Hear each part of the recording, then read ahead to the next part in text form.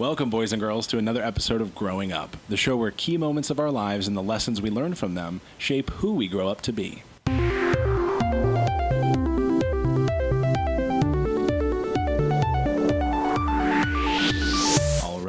All right. I'm still figuring out this whole microphone thing, so I apologize for the audio quality, and there was like a clicking in the last episode, so we're working on that. If only there was a thing called the internet that could teach us how to not do what we do sometimes. Anyways, we're just going to jump into it. We're at second grade now, so if you've missed kindergarten or first grade, feel free to check back on those episodes. But today we're focusing on little Luke in second grade. Let me set the scene for you. Second grade, not the coolest kid in school, pretty much the dorkiest kid. On the spectrum of dorky and cool, I'm on the lower spectrum of dorky. So that's what we're looking at. I like to think of myself as Luke. Man, I'm so funny. But back then, I wasn't the funny one in school. Again, I was on the dorky side of it. Here's the thing, though. Teacher was gone. The teacher was gone for the day. We had a substitute teacher. You know what that means in elementary school. They don't have to teach you anything. They just say, hey, guys, bunch up, hang out for the day, and let me watch my soaps. So I remember they had us pair up in groups of 4, and we turned our desks into 4. So it was 1, 2, 3, 4. And so we're all talking and interacting, and I'm actually making people laugh. And this was probably the first taste I had of like, ooh, I like this laughter. I like making people laugh. I don't care if you're laughing with me or at me. As long as you're laughing, I like it. I need that drug sometimes. I love laughter, and I love making people laugh. So when that happens, though, there's no line in my world that I won't cross to go for a laugh. I need to work on that, and I have worked on that.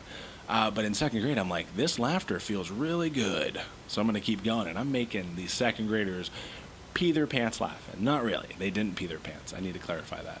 But I'm making them laugh. I'm on a roll. I'm being goofy. And for those of you that make people laugh, you get carried away, and you go on, and you're unaware of your surroundings. And I just remember going back and forth, and I did something goofy where I shook my head to the left and right, and I went to like pretend I fell asleep and like slam my head on the table. And I remember slamming my head on the table, but instead my head stopped about 6 inches above the desk, and I'm like, why didn't I hit the table? And I just remember it was a weird sensation, and I kind of just like picked my head back up because I was like, who stopped me? And when I picked my head up, I remember seeing out from my head a pencil eraser, and I'm like, that's weird. I had slammed my head onto a pencil that was sticking point up out of the basket on my desk because everyone had baskets in elementary school. Now that I'm looking back, that's not dangerous at all. But I had slammed my head onto this pencil, kind of like the Joker's magic trick from Dark Knight. And I'm staring at the eraser, and as I'm trying to, like, my mind's not processing what happened. I didn't feel pain. I didn't, like, feel like blood, like it was a professional wrestling thing. I just tried to figure out why an eraser was connected to my head, essentially a whole pencil.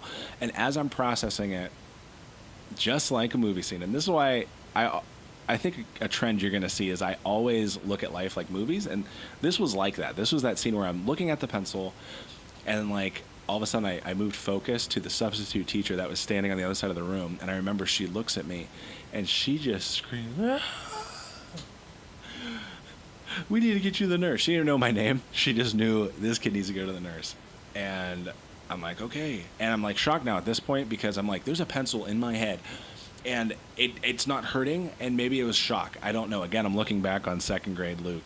But it didn't hurt at all. So it's not like it went deep. Probably just like the tip in where it could just stick there anyways.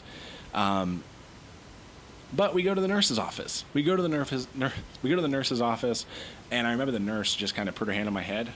One hand on the head, other one on the pencil, went, popped it right out of my head. I don't remember blood. Again, maybe I blocked that out, but I don't think it was that bad. But she's like, we need to put alcohol on it. And instantly, that's when I lose it.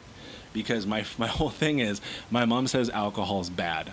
Do not put alcohol on my head. She's like, we need to clean this out. She says, we need to clean this out. We have to put rubbing alcohol on it. I'm like, I don't care what kind of alcohol it is. My mom says alcohol's bad. As in episode 2 in first grade, pull out the brick phone, beep, boop, boop, boop, boop, beep, to call my mom. And now, again, this is another side note, is they called her on speakerphone. And I had never seen speakerphone. And I'm sitting there going, I'm talking to my mom, and I don't have to hold a phone to my ear? What? This is the future. And ironically now, my iPhone headpiece doesn't work. So when I hold the phone up to my ear, I can't hear you. So anyone that calls me, I actually have to talk to them on speakerphone. So what was like mind-blowing now is the only way I can talk to people via phone. But anyways, she calls my mom on speakerphone, and they're telling her, hey, this is the nurse at the school. Everything's okay. Luke just pricked himself with a pencil in the head. And mom's like, oh, is he okay? And she's like, he's fine. We're good. But we have to put rubbing alcohol on to clean it out. And I'm like, I'm not going to take alcohol, Mom. And I'm like saying it like proudly. And mom's like, no, Luke, this is a different kind of alcohol. You put this on your head. It helps the boo-boo get better. And I'm like, is this really my mom? Wait a minute, this speakerphone, this might not be my mom. But I knew it was my mom. And I'm like, okay, because you said so. So they do that rubbing alcohol, which now the motion kind of looks like chloroform, but they put it on like a gauze, I don't even know how to pronounce it. I don't care. But then they put it on my head. It kind of burned, but not as bad as like the movies make it when you get shot and then they pour alcohol. It's like, ah! But I digress. So they put the rubbing alcohol on my head. Boom, fine, go back to class. The substitute teacher like, wow, you had me scared for a second. I'm so glad you're okay. I get back there. I still see everyone's talking to me. I got a Band-Aid over my head, and everyone's like, wow, I really thought you'd have more on your head, like your head would be wrapped. And again, we're in second grade, and they think my head's going to be wrapped like I was in a coma for years. But I survived. That's the pencil in the head second grade story. I love telling that story because my favorite image is when I picked my head up. Well, first is why did my head not go onto the desk? And when I picked it up, I was like, why is there an eraser and a pencil coming from my head? And then cue the substitute screaming. But from that, what lesson, I know you're thinking right now, what lesson can we take away from you stabbing your head with a pencil? I could give you a plethora of lessons from this instant. And that's the point of this Growing Up podcast, is there are many lessons you can take out of any situation. And I challenge each and every one of you to actually do that. I literally have listed out, not because of this podcast, but throughout my life, I've listed out events that I liked and I didn't like, and I've tried to take lessons from each one because that makes it worth it in a way. And maybe that's just me coping with it. I don't know. I'm sharing with you guys. You guys may notice too that these aren't always the most fun ones, but that's why I do it, because you can take good lessons from it, and that's why we go through bad things to get good things out of it. Like a phoenix rising out of the ashes. Wow, as I said that, the sun shined into the room.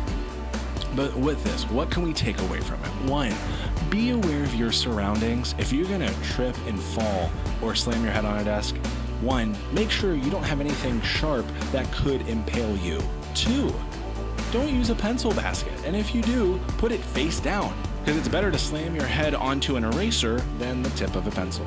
3, as much as I pride myself on not having boundaries or lines to cross, you need to have some lines to protect yourself and others, or it's going to go too far. And actually, I'm realizing this as we talk about it. You become that friend that takes things too far.